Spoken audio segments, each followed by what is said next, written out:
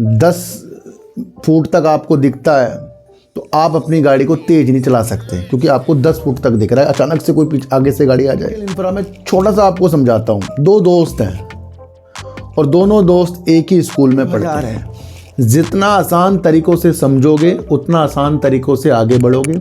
जितना थोड़ा बहुत प्रॉफिट को अच्छा समझोगे उतना आपको अच्छा आगे मिलता जाएगा। जितना कंपनी के बारे में आपको एक चीज़ और समझनी चाहिए, जब तक कि कुछ भी चीज़ क्लियर ना हो, क्लियरिटी आपके साथ ना हो, आगे नहीं बढ़ना है। आप अपने इंफ्रा के बारे में कुछ खुल के बता दो। सर क्या बताएं खुल के, किसके बारे में? किसी भी शेयर के बारे में किसी को कुछ नहीं पता होता, ये तो मैं आपको बार बार बता रहा हूँ, है ना। तो उसका जो भी प्रणाली है सीसी एवेन्यू, उसका एक अच्छा खासा ब्रांड है। और आजकल आपको पता ही है डिजिटल भुगतान में कितनी धोखाधड़ी हो रही है।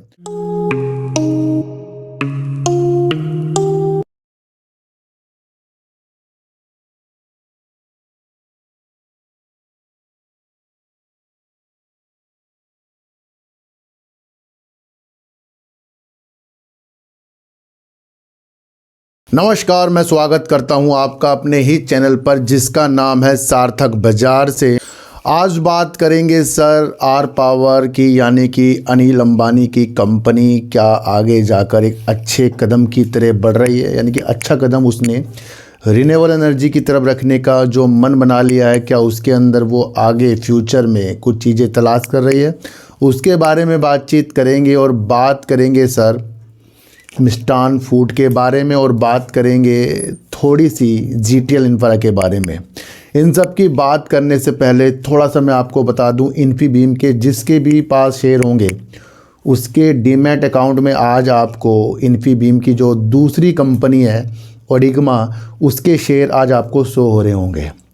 इस चीज़ के लिए इन्फीबीम ने काफ़ी वक्त ले लिया, लेकिन इस चीज़ से आप ये चीज़ समझे कि अगर कंपनी की मंशा आगे बढ़ने की है अपने क्षेत्र पे, तो वो उसके लिए सुचारू रूप से वर्क कर रही है ना। तो उसका जो भी प्रणाली है सीसी एवेन्यू, उसका एक अच्छा खासा ब्रांड है। और आजकल आपको पता ही है डिजिटल भुगतान में कितनी धोखाधड़ी हो रही है, और ये एआई के क्षेत्र में इस चीज़ को, धोखाधड़ी को रोकने की स्थितियों के साथ आगे बढ़ने की मंशा भी देख रही है।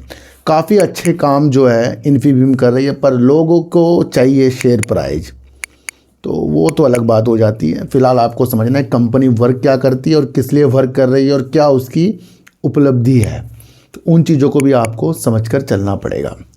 थोड़ा सा मैं आपको बता दूं, काफ़ी लोग मेरे से कहते हैं सर जीटीएल इंफ्रा के बारे में कुछ खुल के बता दो।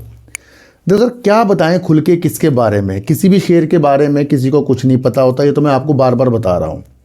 और छोटा शेयर है इसलिए उसकी प्रतिक्रिया काफ़ी लोगों को अच्छी लगती है, क्योंकि छोटे शेयरों के ऊपर काफ़ी लोग वीडियो देखते हैं। काफ़ी लोग मुझे कहते हैं सर छोटे शेयर के ऊपर आप वीडियो ज़्यादा बनाते हो। भैया वीडियो ज़्यादा नहीं बनाता, वीडियो बनाकर समझाता हूँ। काफ़ी दिनों से जो लोग मुझे अलग अलग वीडियो बनाने के लिए कहते हैं और मैं उस पर इतना अध्ययन करता हूँ, इसके इतनी उसकी बारीकियाँ छांटता हूँ, फिर उसके बाद वो लोग नहीं देखते। कल मैंने आपके लिए बोरोसिल रिन्यूएबल्स के ऊपर वीडियो बनाई किसी के कहने पर, बिल्कुल छाट के उसके अंदर वो चीज़ें समझाई। उसके अंदर मेरे 4-5 घंटे लग गए, पर क्या किसी ने वो वीडियो देखी?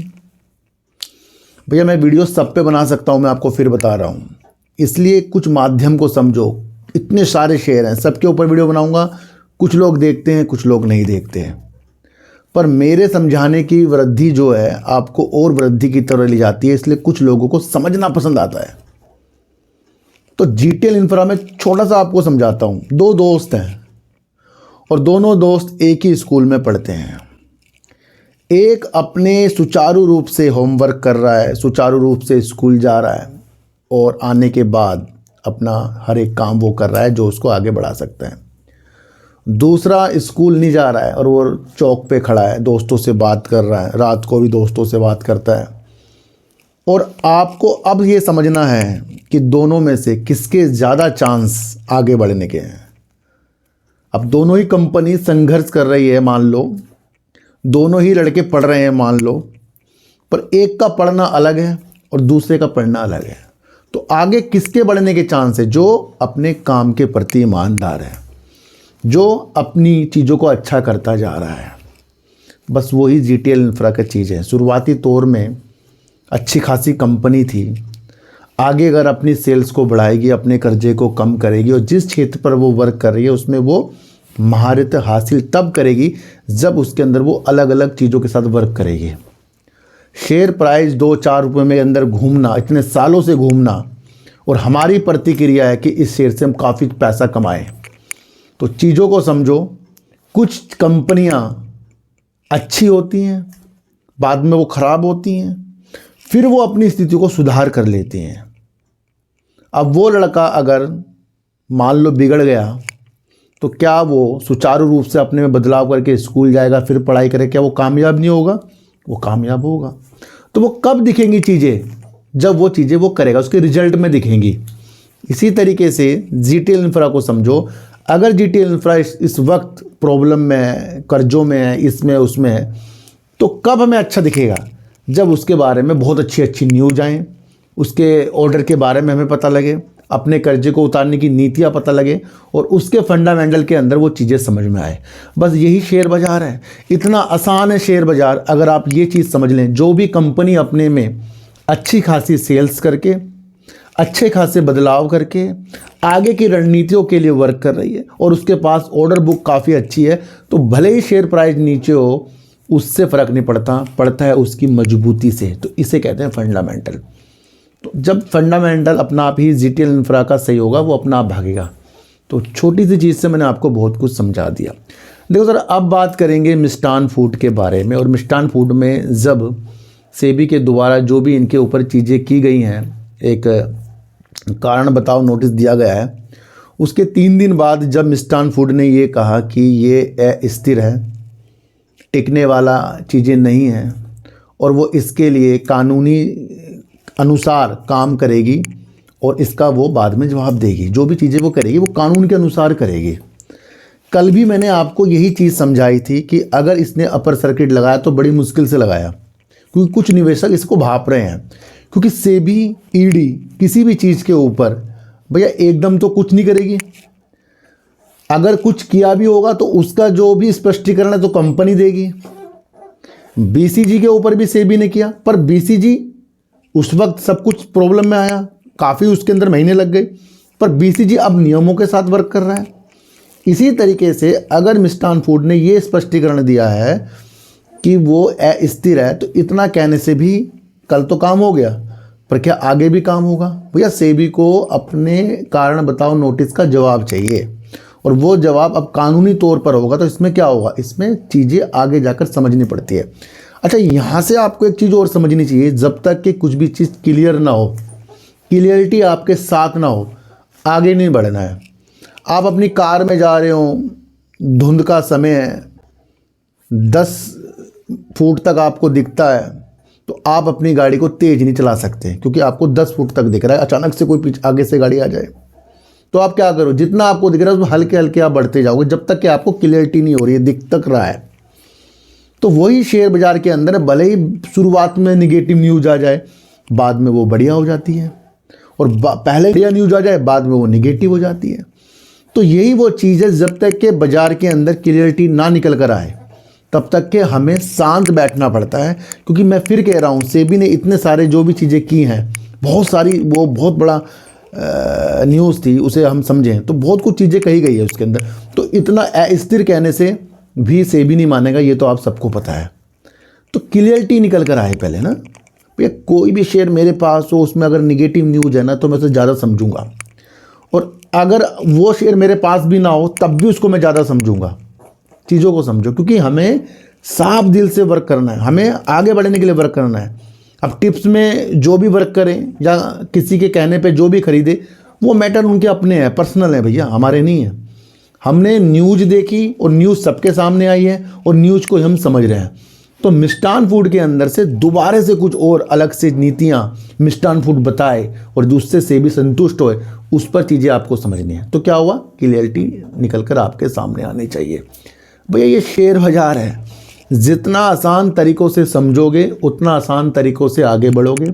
जितना थोड़ा बहुत प्रॉफिट को अच्छा समझोगे उतना आपको अच्छा आगे मिलता जाएगा। जितना कंपनी के बारीकी आप समझोगे उतनी अच्छी आपको होता जाएगा। जितनी भी ज़्यादा आप अध्ययन कंपनी के काम को समझने में लग गए, उसके फ्यूचर को समझने में लग गए, वो आपको समझ आएगा। एनटीपीसी ने, मैं थोड़ा सा बता रहा हूँ, एनटीपीसी ने अपनी सहायक कंपनी एनटीपीसी ग्रीन एनर्जी का आईपीओ लाकर जो 10,000 करोड़ रुपए का आया था, वहाँ वो आईपीओ सिर्फ कंपनी के वर्क के लिए नहीं है, बल्कि बहुत सारी वो दृष्टि दिखा रहा है। क्योंकि एक बड़ी सरकारी थर्मल पावर कंपनी ने जब कदम अपने आईपीओ के माध्यम से ग्रीन एनर्जी की तरफ रखे, तो क्या माध्यम है, देश के अंदर प्रगति किस पे होनी है, फ्यूचर क्या है हमारा, ग्रीन एनर्जी है। लक्ष्य क्या है हमारा, ग्रीन एनर्जी है। और लक्ष्य हमारा 2030 हो, 2032 हो या उससे भी आगे हो, तो वो अभी हमारे पास 4 से 5 साल है जहां हम ग्रीन एनर्जी की तरफ 500 गीगावाट के लिए वर्क करेंगे। तो ग्रीन एनर्जी जो एनटीपीसी की निकल कर आई है, वो ये नहीं कि इसके वो हमें एक दिशा दिखा रही है, वो हमें दिशा ये दिखा रही है कि आगे जाकर रिन्यूएबल एनर्जी पे वर्क होना ही होना है। तो वो चीज़ों को आप समझो। जब रिलायंस पावर और उसकी सहायक कंपनियों के ऊपर एसईसीआई ने 3 साल की अपने द्वारा जो टेंडर निकालते हैं उसके अंदर बिड ना लगाने के लिए पाबंदी लगा दी, वहाँ पर उसका वो कदम रुक गया जिससे आर पावर और उसकी सहायक कंपनी अपने को रिन्यूएबल एनर्जी में ढालने की सोच रही थी। और वो कदम एसईसीआई के दोबारा जो बैन की स्थितियाँ थी वो उस हिसाब से लगी। और ये न्यूज़ जो निकल कर आई थी 6 नवंबर को निकल कर आई थी, जो रिन्यूएबल एनर्जी के ऊपर जो देश वर्क कर रहा है वहाँ पर आर पावर उसकी सहायक कंपनी पीछे हटती हुई दिख रही थी। तो ये एक बैड न्यूज़ थी और उसने इनके शेयरों को तोड़ा। क्योंकि मसला आपको यही पता है कि एसईसीआई ने जो भी बिड निकाली थी, टेंडर निकाले थे, वो बैटरी स्टोरेज ऊर्जा के लिए ही निकाले थे। और उसके अंदर रिलायंस पावर की सहायक कंपनी ने भी एक कम बोली की बिड लगाकर सफल बिड लगाने की चीज़ों के साथ आ गया है। पर जो उसने अपने कुछ भी किया, दस्तावेज जो फर्जी बताए जा रहे थे एसईसीआई के द्वारा, तो वहाँ पर वो उस चीज़ से रुका। तो क्या हुआ, बैड न्यूज़ आ गई। और देखने को ये मिला है कि 3 दिसंबर को ये बैन जो है एसईसीआई के द्वारा हटा दिया गया। यानी कि पहले एसईसीआई के द्वारा चीज़ें की गई, फिर दोबारा ही हटा दिया गया। और अब एक चौंकाने वाले नतीजे ये आ रहे हैं कि एसईसीआई की 900 मेगावाट की सौर परियोजना के लिए आर पावर की सहायक कंपनी को एक देश की सबसे बड़ी सौर परियोजना, एकल सौर परियोजना जो बैटरी सिस्टम के लिए होगी, वो आर पावर की सहायक कंपनी ने जीत ली। जो देश की एक बड़ी सौर परियोजना है, जो एकल एक ही जने को मिली है। तो ये एक अच्छी खासी न्यूज़ जो है आर पावर के शेयरों के अंदर तेजी के संकेत देखने को मिले। जिस कंपनी ने बैन लगाया उसने बैन हटाया। अब वही कंपनी इसको 1860 मेगावाट घंटा बैटरी स्टोरेज सिस्टम के लिए पार्ट की सौर परियोजना की चीज़ें जीतती हुई देखने को मिली। किसके द्वारा, एसईसीआई के टेंडर के द्वारा। तो यहाँ पर यह समझना है कि आर पावर ने एसईसीआई से जो ये प्रोजेक्ट जीता वो उसका दूसरा कदम हो गया, जहाँ पर वो रिन्यूएबल एनर्जी के प्रति काफ़ी आगे बढ़ने की सोच रहा है। देखो सर, जब थर्मल पावर वाली कंपनी रिन्यूएबल एनर्जी की तरफ बढ़ेंगी तो वाकई एक वो फ्यूचर देख रही है। देखो सर, इस शेयर का भागना न्यूज बेस है, इस शेयर का गिरना न्यूज बेस है। आज का अपर सर्किट, कल का लोअर सर्किट की चीज़ों को ना समझकर वो चीज़ें समझे जो एनटीपीसी ग्रीन एनर्जी अपना आईपीओ लाई है, वो ग्रीन एनर्जी की चीज़ों के लिए लाई, तो वो भी तो वर्क कर रही है। इसको एक अलग कदम मिला है जहां पर एससीआई से बैन होने के बाद, वो खुलने के बाद उसे ऑर्डर मिला है, तो यानी कि वो उसमें कदम रखेगी। तो अभी चीज़ें धुलने में बहुत वक्त लग जाएगा। और लक्ष्य हमारा 2030 का ये, जहां पर हर एक कंपनी रिन्यूएबल एनर्जी की क्षमता के साथ 500 गीगावाट की ऊर्जा जुटाएगी। तो ये बहुत महत्वपूर्ण चीज़ है। 65 मेगावाट 1860 मेगावाट जो है, इससे ये चार्ज करने की दिशा के साथ बिजली के 4 घंटे का बैकअप इनके द्वारा दिया जाएगा। तो कहीं ना कहीं ये जो परियोजना है बैटरी स्टोरेज सिस्टम के लिए बेस्ट परियोजना जो जीती आर पावर की सहायक कंपनी ने। यहाँ पर आर पावर की उम्मीदें अब और ग्रीन एनर्जी की तरफ बढ़ती हुई दिख रही है, क्योंकि इससे पहले आपको पता ही है भूटान की तरफ से भी इन्होंने ग्रीन एनर्जी की चीज़ें की हैं। तो ये अपने को ग्रीन एनर्जी की स्थितियों में डाल रही है। अब यहाँ से शेयरों के उछलना तो वो तो न्यूज बेस उछल सकता है, और अगर ये SCI ने परियोजना दी है तो भैया ये आज और कल के लिए नहीं, काफ़ी सालों के लिए है। तो ये एक मौका मिला है आर पावर को अपनी क्षमता को दिखाने के लिए, और कहीं ना कहीं आर पावर जो है रिन्यूएबल एनर्जी की तरह बड़ा ईमानदार होता जा रहा है। कल की एक न्यूज़ है, थोड़ा सा आप उसको समझना। आर पावर ने रिन्यूएबल एनर्जी अक्षय ऊर्जा की चीज़ों के लिए अपनी एक नई कंपनी, सहायक कंपनी का गठन किया, जो इसकी एक सहायक कंपनी है, और इसके लिए इसने CEO और SOO को भी नियुक्त कर दिया है। यहाँ से दिशा ये देखनी चाहिए कि आर पावर ने जो अपनी एक नई कंपनी का गठन किया है वो रिन्यूएबल एनर्जी की तरफ है। अब ये किस स्रोत से रिन्यूएबल एनर्जी लेंगे? एक तो सोलर और पवन और हाइब्रिड से। इन स्रोतों से ये अपनी अक्षय ऊर्जा की क्षमता को बढ़ाएंगे, और भारत के अंदर और विदेशों में वैश्विक स्तर की तरफ जो भी डिमांड रिन्यूएबल एनर्जी की तरफ आ रही है, जो भी ये डिमांड ले सकते हैं, वहाँ पर इनको अवसर मिलने का एक मौका मिल जाएगा, और इस अवसर को ये भुनाएंगे, ऐसा रिलायंस पावर की तरफ से कहा जा रहा है। तो एक नई कंपनी इन्होंने रिन्यूएबल एनर्जी की तरफ ही अपनी एक सहायक कंपनी बना दी। यहाँ से भी आपको देखना चाहिए कि रिन्यूएबल एनर्जी की तरफ इनकी मंशा बढ़ती जा रही है। तो कंपनी अपने जो पत्ते खोल रही है ना, रिन्यूएबल एनर्जी की तरफ खोल रही है। देखो क्या रिन्यूएबल एनर्जी का फ्यूचर है, सवाल कीजिए खुद से। देखो सर, मैं फिर आपको बता रहा हूँ, मेरा मकसद इसके अपर सर्किट या इसके लोअर सर्किट पे वीडियो बनाने का नहीं है। मेरा मकसद है जो न्यूज आई है उसकी चीज़ क्या है फ्यूचर में, वो फ्यूचर में कैसा होगा, उसकी चीज़ें हमें समझनी है।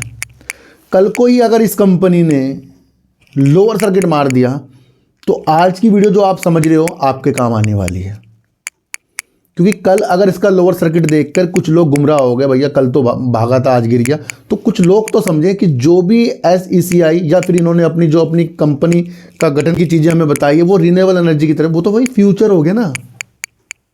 आप सुजलोन एनर्जी जब भागा जा रहा था 86 के उसने हाई लगा दिए थे, वहाँ से भी लोग 110 के टारगेट दे रहे थे, कोई नीचे के दे रहे थे, तो वो स्थितियाँ सब भूल गए क्योंकि वो गिर रहा है। अब वो उसके लक्ष्य सब भूल रहे हैं। जब आप किसी भी कंपनी के लक्ष्य भूल जाते हैं, और वो इसलिए भूल जाते हैं कि वो शेयर गिर रहा है, तो यकीनन हम हर एक दिन अपने माइंड को टेंशन देते रहेंगे। आपका अपना माइंड जब तक के टेंशन मुक्त नहीं होगा, शेयर बाज़ार के उछाल गिरावट में आप फंसे रहेंगे।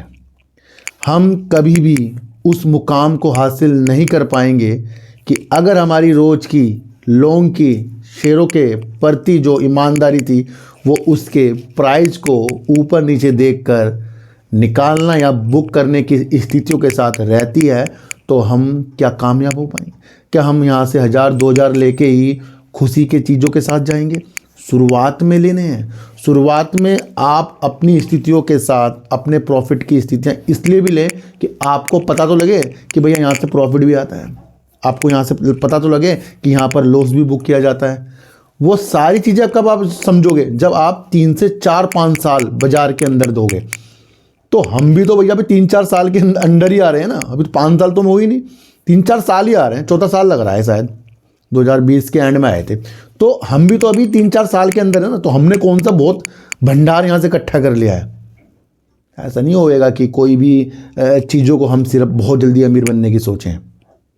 तो आज आपको समझना है कि इन्फीबीम का काम क्या है, GTL का काम क्या है, मिष्ठान फूड का काम क्या है, आर पावर का काम क्या है। आज ही आपको डिसाइड करना है। इसी तरीके से और कंपनी के बारे में अगर आपको समझना है तो उसके भी आपको काम डिसाइड करने हैं, करता क्या है, फ्यूचर क्या है और फ्यूचर में उसकी काम की वैल्यू क्या है। और इसके लिए मैंने आपके लिए अपने डीप सर्च 6 में 5-5 मिनट, 7-7 मिनट, 8-8 मिनट की वीडियो बनानी शुरू कर दी है। क्योंकि काफ़ी लोगों ने कहा ना सर शॉर्ट वीडियो बनाओ, तो जिसको शॉर्ट वीडियो देखनी है अलग अलग सेक्टर में, चाहे वो कृषि से संबंधित हो, चाहे वो टेक्नोलॉजी से संबंधित हो, चाहे वो स्टॉक से संबंधित हो, किसी भी सेक्टर से संबंधित, वहाँ आपको न्यूज़ में आपको बताया करूँगा। और कहीं ना कहीं बीच बीच में आपके लिए डेट ऑफ बर्थ, न्यूमरोलॉजी की भी एनालाइज किया करूँगा।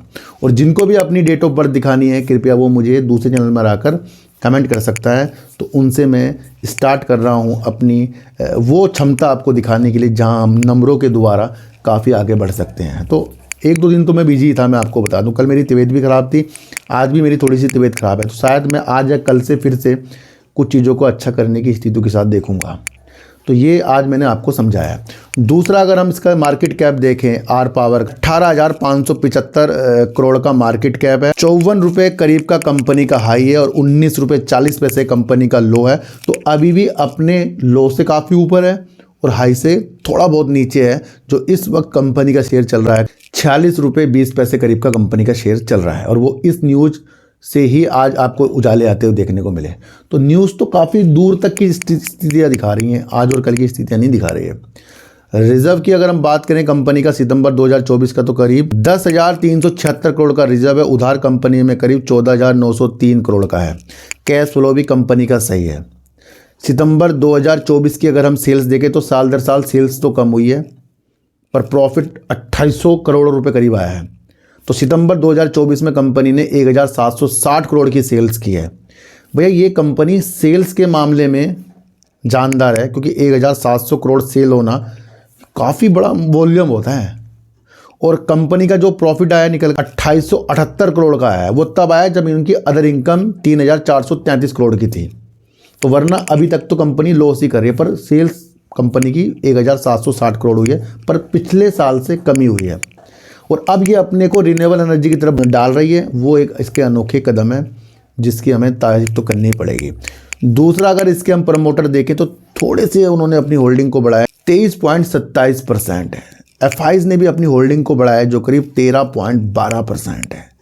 डीआईज ने अपनी होल्डिंग को थोड़ा सा कम किया है जो 2.88% है। मसला यहाँ पर है कि कंपनी के अंदर पब्लिक बहुत ज़्यादा है जो करीब 60.72% है। अब हर एक कंपनी के अंदर जब इतनी सारा पब्लिक हो जाए तो वहाँ पर हर एक को प्रॉफिट मिल जाए बहुत बढ़िया वाला, बहुत अच्छा वाला, तो वो नामुमकिन सी चीज़ें हो जाती हैं क्योंकि पब्लिक ज़्यादा है।